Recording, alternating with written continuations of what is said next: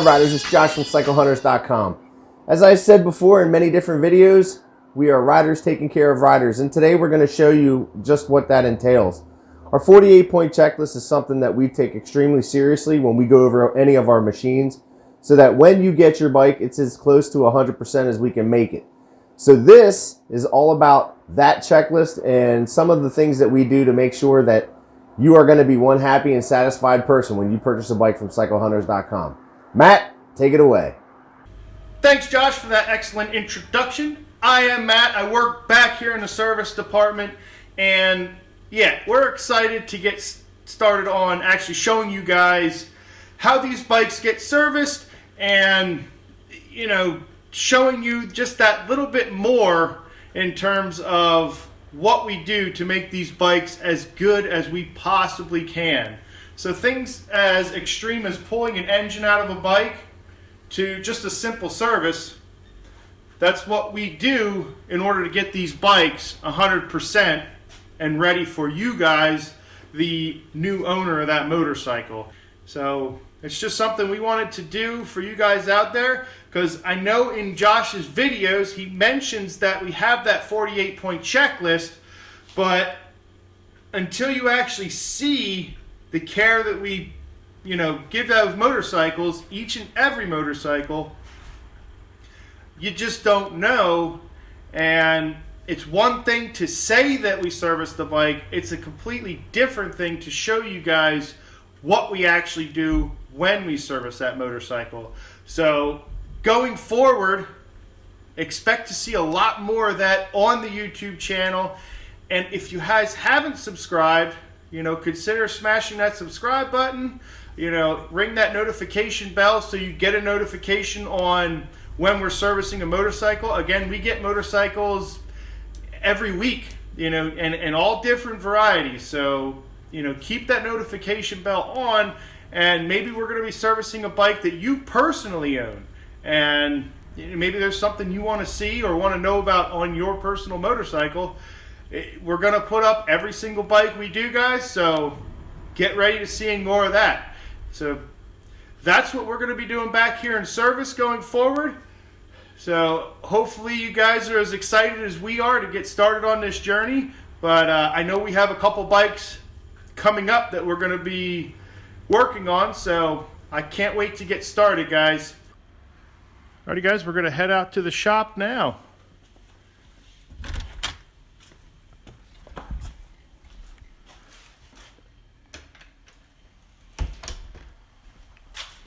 There she is. Beautiful 2009 Kawasaki Ninja EX250. This one here has about 11,000 miles on it. You might as well call it 11,000. We got 10,927 miles on there.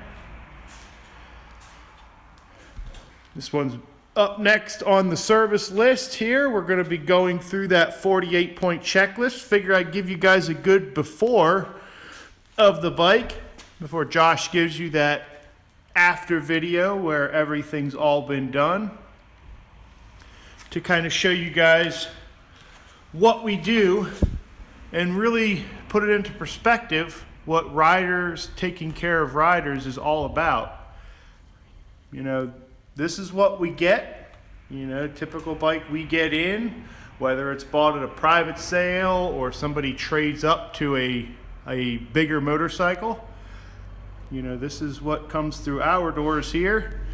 And we kind of just wanted to give you that, you know, total experience from beginning. And then, like I said, you're going to see Josh at the end is going to go over this bike and review it. But us in service too,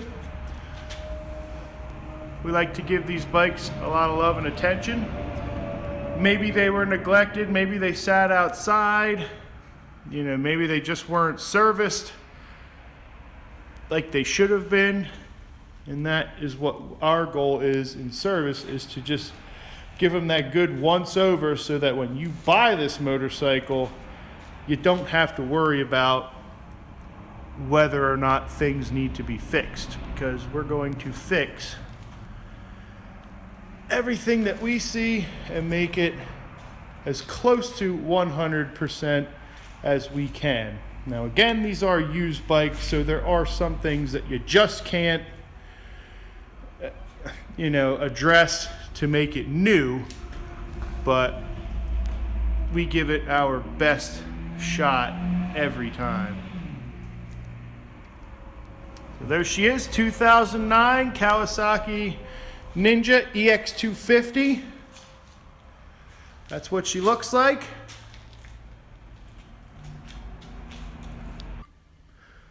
Alrighty guys, so that's the bike. Now we're gonna actually strip the bodywork off and see what we got on the inside. So let's go throw it up on the lift and see what we find. You can always say so. Oh, it's like a tropical environment in here.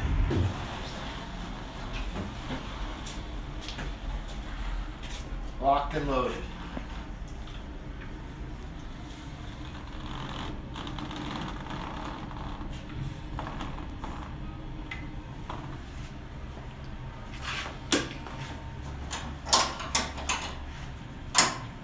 Alrighty, Joey. So what are we gonna work on now that the bike's warmed up? Here's what we're gonna do first. We're gonna raise this baby up on the operating table. We're gonna say, doctors only in here, please. We're gonna drain the fluids and let it bleed for a bit. The oil filter. We're gonna pull the covers off of it. And we're going to look for anything that doesn't need to be the way it is, or that needs to be put back to the way it is. First thing I do is pull the seats off. I cheated. I pulled the bolts out ahead of time. So this way the panels can basically fall right off. But what we're interested in doing now is getting a close-up look at this thing. We're going to service anything that needs to be serviced. We're going to start off with regular scheduled maintenance like oil filter, engine oil change. We're going to test the battery. So we're just getting started here. Let's get an oil drain pan and let it bleed. That was a song by the Rolling Stones, wasn't it? Let It Bleed? Was that an album, maybe? I don't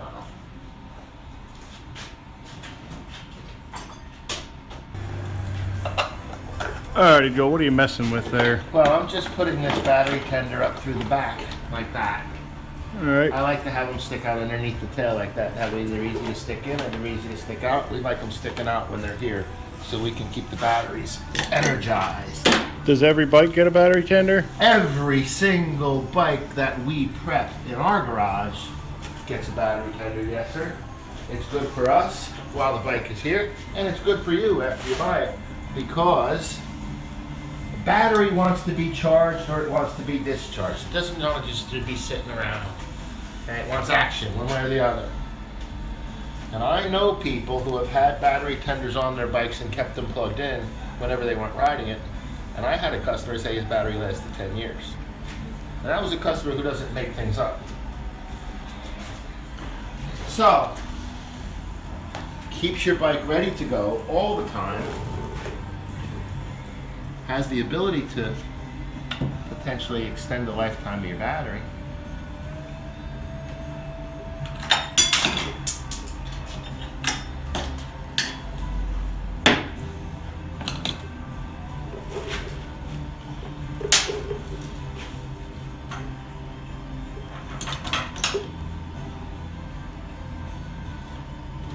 Let's see if they put this together correctly. I think we serviced this thing, so it should be 100% once it comes apart, of course. That gasket feels flat. Originally it wasn't flat, it was round. I think there's supposed to be a washer in here. Is there a washer in there? I don't see it.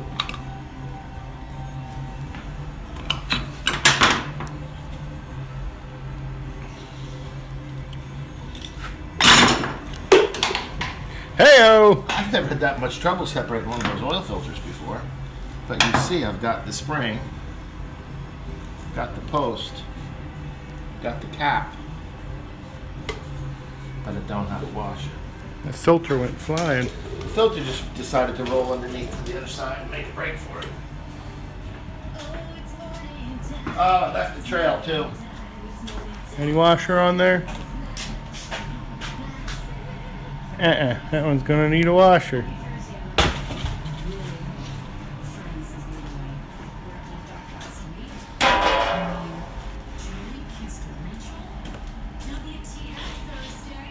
Well, let's see what we've got. A lot of times these 401s come with gaskets as well. I'm getting a little overwhelmed here. My workspace.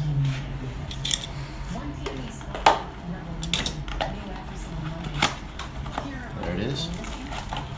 This filter comes with a new gasket to replace this one.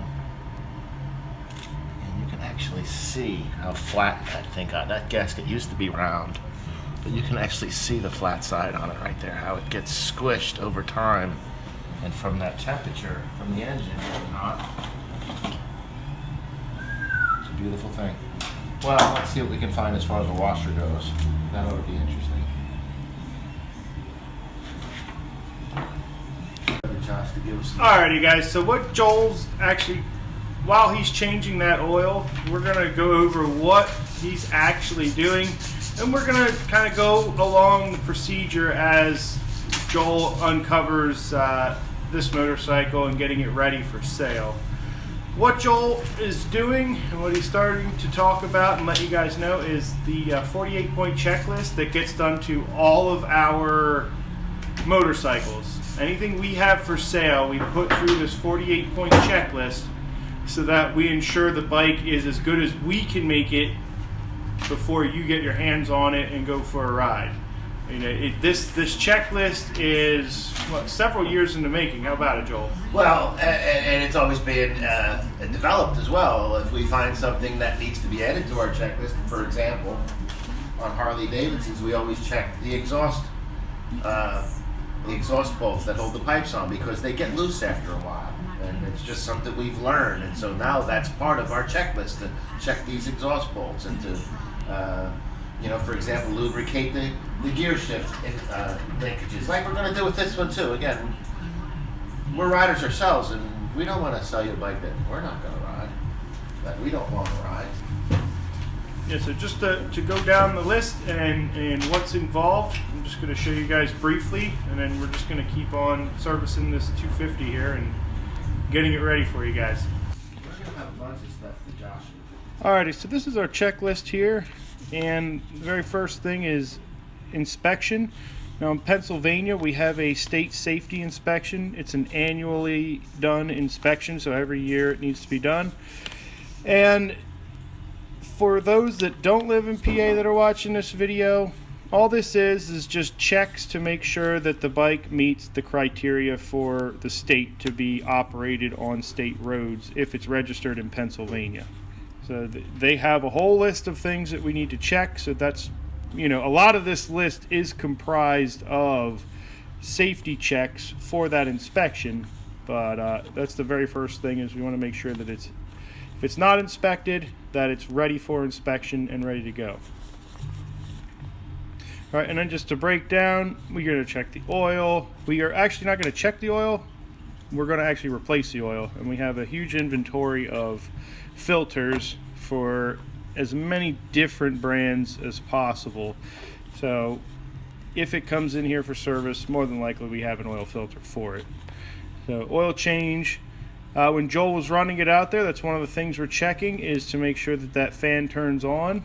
That's one of the reasons why he either takes the bike for a test ride or lets the bike warm up. We're looking for that fan to turn on the liquid cooled bikes to make sure that that's working properly and the bike is not overheating or has any cooling issues. And as he mentioned, checking exhaust bolts. So it's just a various number of checks that over the years, as Joel said, has just gotten longer and longer. Now, one of the things you will see us check, and this is going to be on any bike we work on, is the air filter. It doesn't matter how difficult it is to get to. We're always going to check the air filter because mice don't care how many miles are on your motorcycle, and they will build nests in there. So we have found some things in air boxes with bikes, so air filter got added to the list of things to check. Another big one here is the battery. Now, in addition to making sure it has the proper voltage, we also want to make sure that it has the proper cold cranking amps. And Joel is going to explain that a little bit in this video, but for right now, we check the battery and we go a little bit more in depth than you typically would when you're checking a battery. But again, we want to make this as good a bike for you as we possibly can. So if it needs a battery, it gets a battery. But that's the list and how it looks, and we're just going to go through it on this bike, like I said. Oh, there she is. Fact of life. One of the facts of life. Alrighty, Joey, so you got the new washer there fitted. Let's see. So here's what we're going to do now. Let me get my little pick and bring my pick over here. I need my little pick. I'll get me a pick so we'll do that. I'll separate these.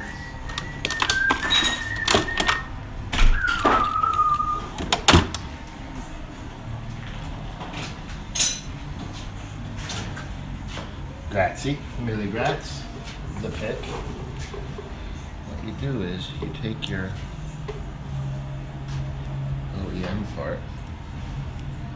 We discussed before how the new O-rings are included with your new oil filter. So we're going to pull this down off of here, like that.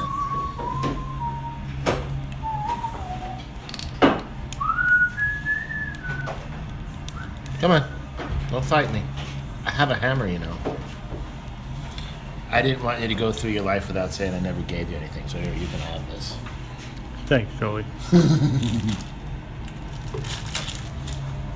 That's my approved package opening device right there. Your chompers. That's right. Been carrying them with me all these years. And you take the new washer and you swizzle it right on top like that.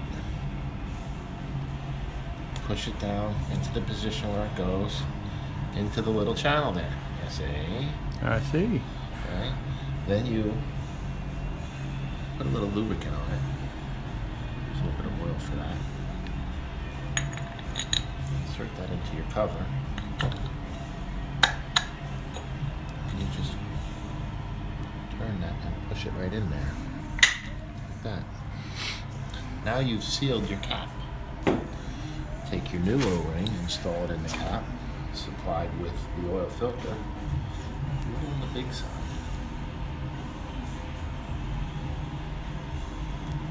Aftermarket products.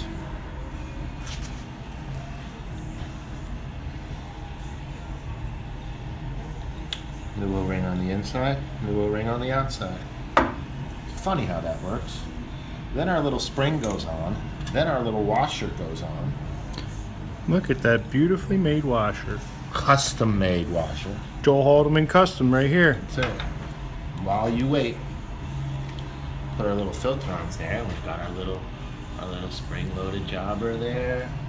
Put our little cap on the top. That looks like it was just removed that way, doesn't it? Voila. There's a guy on YouTube who has a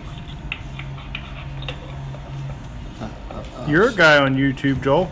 well, I don't look at it that way. Guy on YouTube, he has a website called My Mechanics, and he restores things.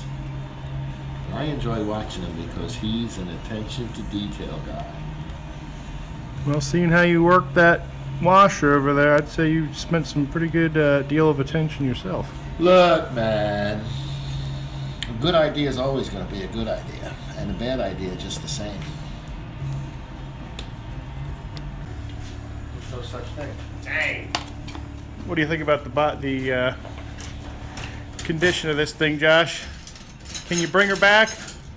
Oh, we can bring her back. going to be some. This is going to be bringing it back from somewhere to the brink. Definitely. I have that side cover over there. It's got a fraction of it. What do you think about that, Joel? We've already got some glue work for you, glue boy, glue man. Yeah, Josh, this one's definitely Leave me needing some alone. work. Leave me alone. What? Go away. Go away. This one definitely needs some work for This sure. one needs to be brought outside right now and Right pressure there. washed. You gotta glue this right there. What do you want? Everybody's I was- got to pay attention to Joel.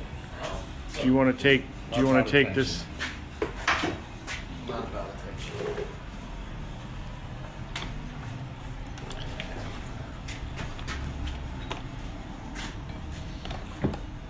Yeah. It's amazing how these little things just crack in these odd places. All right, so it looks like we're gonna have to plaster weld this and see if we can't sort of make it rigid and functional again. Let me get my glue.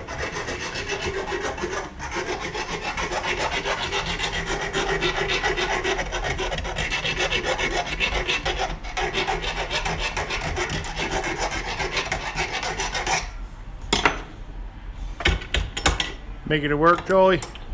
Sometimes that's what it takes to make something fit. Oh, very close. Very close. What I will do, though, is flatten this out before I do anything further to it.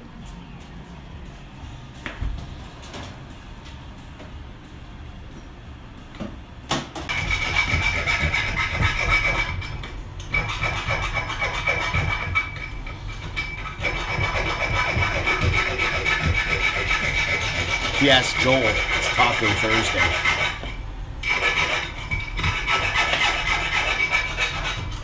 Go. Josh is our resident repair expert when it comes to all things plastic repair.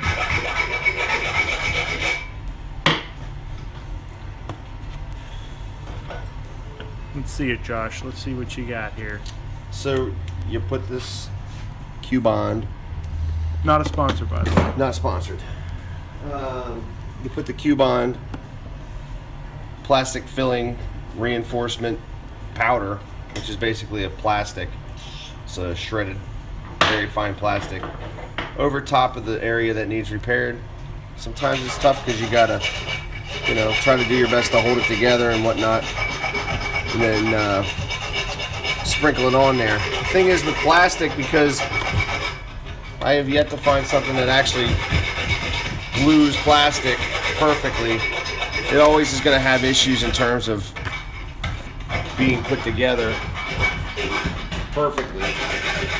But you can see it's back together, but there's a little crease there because the powder gets in there and it welds the two sides together once the glue goes in. It's kind of difficult, like I said, in order to get it perfect, because the plastic actually, the little powder has to go in that crack so it there separates it. So it's just part of what happens with it. So now I'm going to take, so I got the back side done. I have to go get the black powder.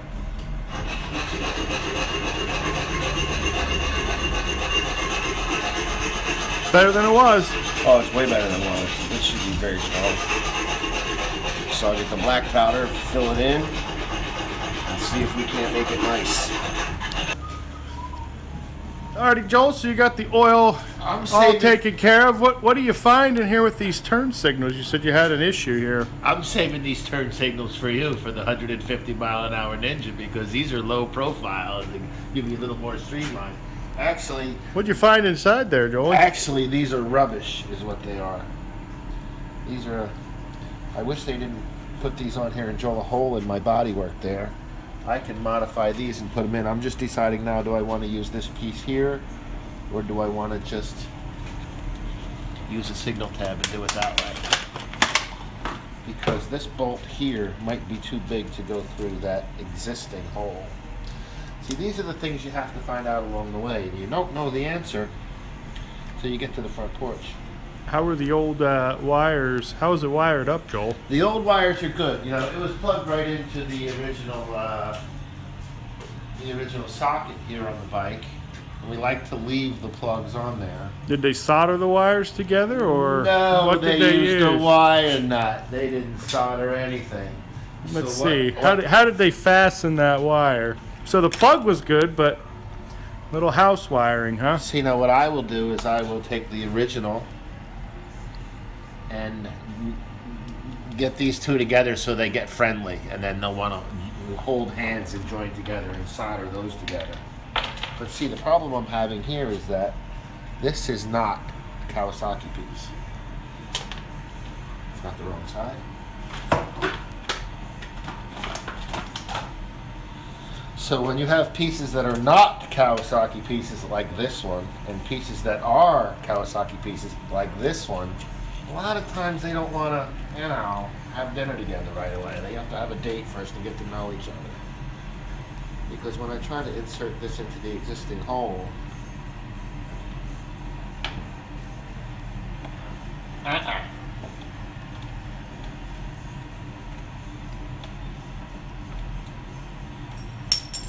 I'm going to want something a little more rigid than that. This is the original piece here. Again, if I can't go through that, I've either got to modify it to use it or replace it with something else. This will not go through that hole, as you can see. So now I've got a decision to make.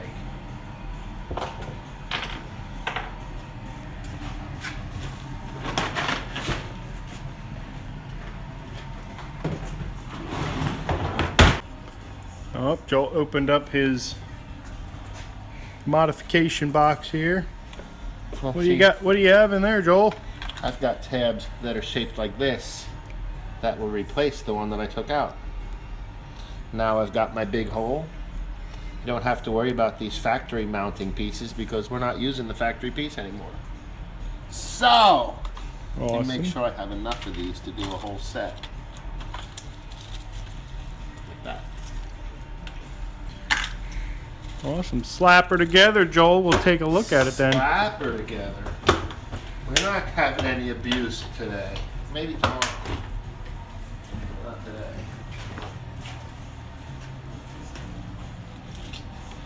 See now, when I take this rubber thing out, you can see how it was shaped.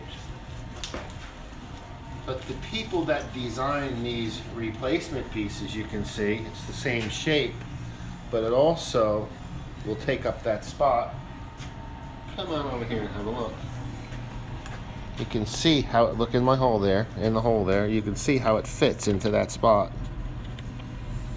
So now I can take something that's not Kawasaki and hook it up with Kawasaki. A little trimming is required to make that fit nice, but you get the general idea. What's the sense in doing it if you're not going to do it right?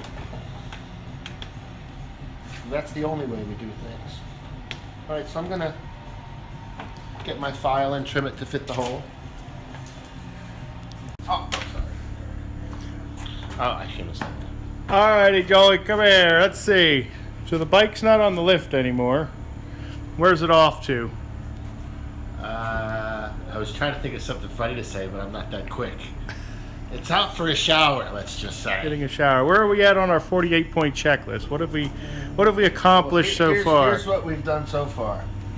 I had to refit the countershaft sprocket cover because it had a little sleeve that was supposed to fit into a little hole, and it didn't do that. So that when they tightened it up, it caused the cover to twist and fracture a little bit. So I had to straighten that out and put it back together again. So I finished that.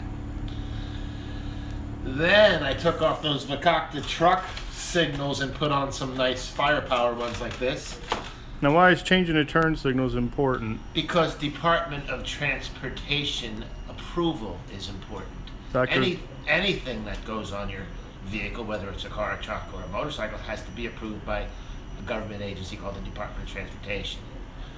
They don't like us to change the recipe too much. Okay? So we're trying to put the bike back with legal indicators so that when it comes to inspection time, you get one of these, not one of these.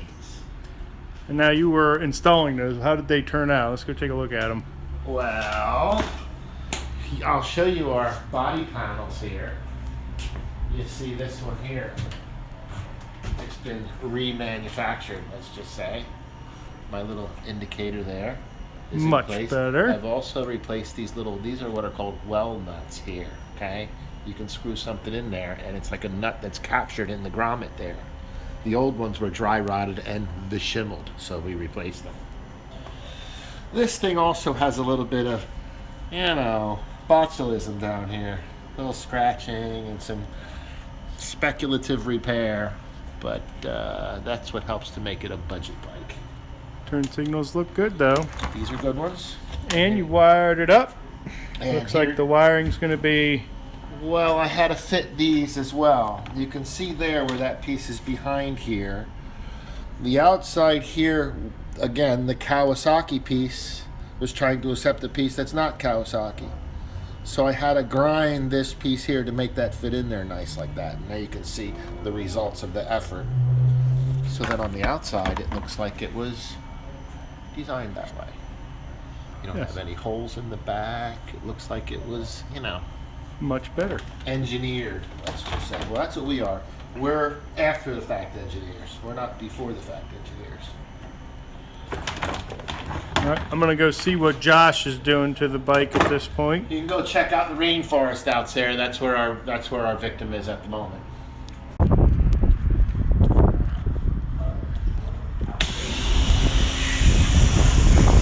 right, Josh, what are you doing at this point? So in the freezing cold here, we're taking a bike that has probably sat outside and been weathered,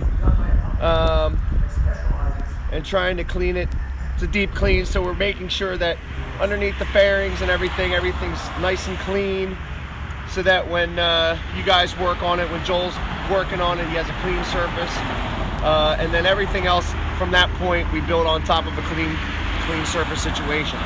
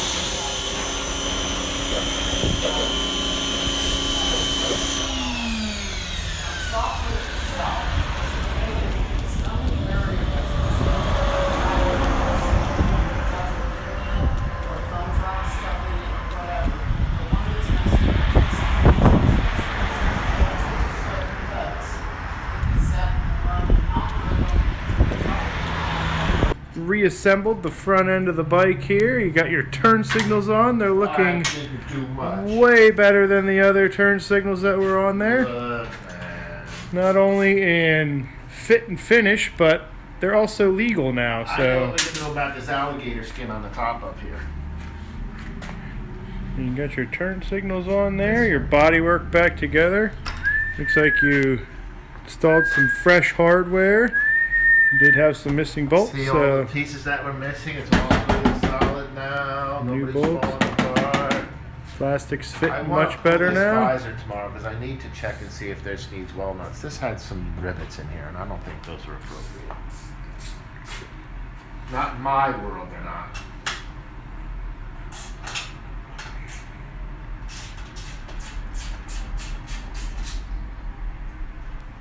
Sydney Powell calling out the dogs. So now what are we working on, Joel, back here? Well, what I'm doing now is I'm going to get rid of these truck driver rear turn signals that they had. And I'm removing this bracket here now to get to my connections, which are right under here, you see. Instead of trying to stand on my head and drag them out, I'm going to, you know.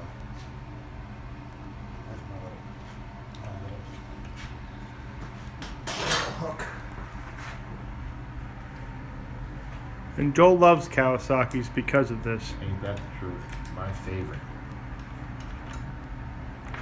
Detect the sarcasm, folks. Detect the sarcasm. That makes you do things the hard way. Yes, right here we have house wiring on motorcycles is never what we Botulism. recommend. This stuff will be taken off and corrected. Botulism. Got all these. That was everywhere, wasn't it, Joel? Well, what I'm doing is I'm taking these plugs here to attach them to my new signals, so that way I can have Mother Kawasaki. I'm not gonna worry about that. That one and this one. Get these malcontents out of here. We're gonna trim these wires to fit. So she's coming along, Joel. How far are we down on the checklist now? Oh, we're about halfway. I've got to pull the tires tomorrow and put new valve stems on. There we go. Push that back through like that. Let's trim that. That is not an approved wire stripper, so don't do what I do. $25,000 worth of bridge work in there, you see, which is suitable for stainless steel hardware. Here are my, see now here's what I'm looking for. So these are my two turn signal devices here. Okay. That's for my brake light.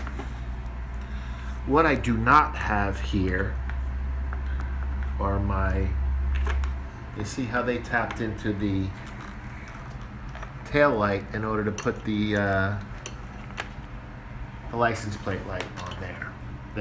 Usually there's a plug back here, a third plug.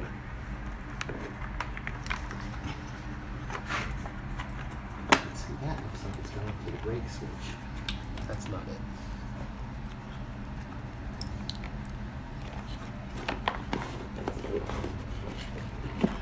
Okay, and then you have things like this that are laying in here. Now this one, you see this here, this is your flasher relay, okay?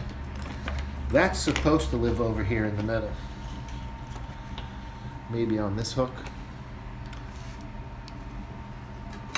That is not the original Kawasaki one because it says made in USA on it. So we're going to disassemble this from here. We're going to put it back under the seat here where it belongs. This tape here is not an adequate hanger for this electrical device. This really doesn't even need a hanger. Not like it's a tip over sensor or something like that, which needs to be vertical. But you see these here. I wonder if these were maybe at one time in business with this one. Well, Joel, you keep plugging away. We are going to definitely update you as we progress through this bike, but looking a lot better. Josh was able to get under there and clean up a whole heck of a lot, so that looks a lot nicer than it did you see he put some when it kind came of in. Cosmoline or something on there too. I'm just wondering why did they cut out that. Alrighty, Joel, what'd you find out with your bike? Give a little update on it. We actually got the turn signals fixed in the back. Do you want to pop that seat off, Joel? Show them the open heart surgery you performed on the wiring. You really don't see much of it. Well, that's good because I think it was pretty botched up before. Well, so that's the idea. I don't want anybody to see much of anything. This key, every time I use this key, I'm afraid it's going to break, man. It's all twisted into a pretzel. Well, what I did was these new signals came with Canon plugs. So I basically, instead of doing wire surgery, I just made plugs for it. The actual Kawasaki plugs are still on here. Anything we modify, we want to modify on the extremities. We don't want to modify the main harness. That's something we want to leave intact as much as possible. So anytime I add things, I don't mind putting extra plugs in on the extremity side of it. But the problem we're going to have with this, and you see how I just kind of reattached the license plate there with some wood screws, because I ordered another one of these tail pieces here. There's just not enough under here. Pull this off quickly. There's just not enough under here for me to mount a plate hanger. You know, like you see under there, it's nothing but a hole. And you can't screw things to a hole, you know. So for half the price of a new one, I bought this same piece here that the signals are attached to, but the whole piece, so that we can actually hang a plate on it. And a plate, license plate illumination, a license plate light is part of your inspection requirements, and if you don't have one, you'll meet Barney Fife and all his friends, no doubt about it. And you took this for a ride. I went with you. I went on the Blue Goldwing. What did you discover on your test ride, Joel? The speedometer is not functioning. The mile counter is functioning, but the speedometer is not functioning. Apart from that, it runs pretty well. Also, my rear brake isn't doing very well, I realized. It somehow has lost its prime. I get excessive pedal travel, which is a failure for your inspection. Look at how far that moves. That's too much. So even though the brake functions, I can feel it moving. But I've got to bleed some air out of it and get it back to where it's got arms and legs, like it should. Refilled the coolant bottle while it was under here. Replaced all the fasteners that were missing. Good solid piece, nothing falling off of it. That's an inspection requirement as well. Well, it's looking good, Joel. Do you know that when I pulled the front tire off in order to fix the valve stem, there was no air pressure in it whatsoever? So you're telling me that you have air pressure in your tire? When I pushed the little thing, nothing happened. Nothing came out. It was just a tire, you know. So we will monitor that to make sure it doesn't have a leak. I've got my clevis in here correctly, but I'm going to pull it apart and get it just to check it, because it's, like I said, it's not making any mile an hour. So we've got to find out what that's about. But all in all, not too bad. I'm going to pull this off here now. You notice how this one looks like it's been shot blasted a little bit. This one's black. I like that one to look black too. So we're going to, you know, clean up that visor. We have a guy who knows how to polish things, so we're going to get that shined up. Apart from that, it's not too bad. We'll keep plugging away, won't we? That's what we do. That's what we do. Yeah. Alrighty, guys. Now, some time has passed. We had to wait for some parts to come in, but the Ninja is done. Josh did a fantastic job detailing this sucker. I mean, from when it came in to what it looks like now, Josh does amazing work in making these things shine again. I mean, if you look at the tank here, where there once was that crusty tank pad, it's now gone. There's no traces that it ever even existed. A couple of things that we did, and the parts we were waiting on were things such as a headlight. We needed a headlight for this, so we went out and put a brand new headlight on it. And this tail section here, so if you remember last video, there were a couple of wood screws holding the license plate on. We went ahead and just got a OEM tail section, mounted those turn signals up nicely, so now everything's good and secure back here, and that is squared away, ready to go. But overall, the bike is kind of a really good example of what that 48-point checklist, you know, is really all about. We want to get that bike, when Josh says, as close to 100% as possible. That's what we mean. This is not the same bike that came into the shop. And every bike we get in, guys, we put 110% effort into it, because, again, we're riders taking care of riders, and giving you a great product is what we're all about. You know, sometimes profits suffer, But hey, as long as you're happy on your motorcycle, that's our main goal. But this is just a good example of what we provide when you purchase that motorcycle.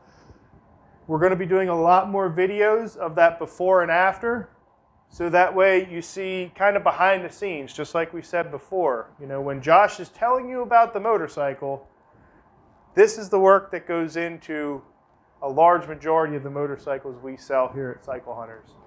So if you have any questions or there's anything you'd like to see, you know, drop a comment below. Give a like if you like the video, and as always, smash that subscribe button. But we're going to send this bike off to Josh, and he's going to give you guys a rundown for, you know, this bike will be for sale. So thank you so much for checking out the video, guys. We'll see you in the next one. Thanks, Matt. Well, there you have it, folks. You can see the painstaking steps that we take to ensure that when you get a bike from Cyclehunters.com, it is as close to 100% as we can possibly make it. So remember to hit the like and subscribe button for new content that we upload, because we're going to be doing some other things coming up shortly. But other than that, happy riding.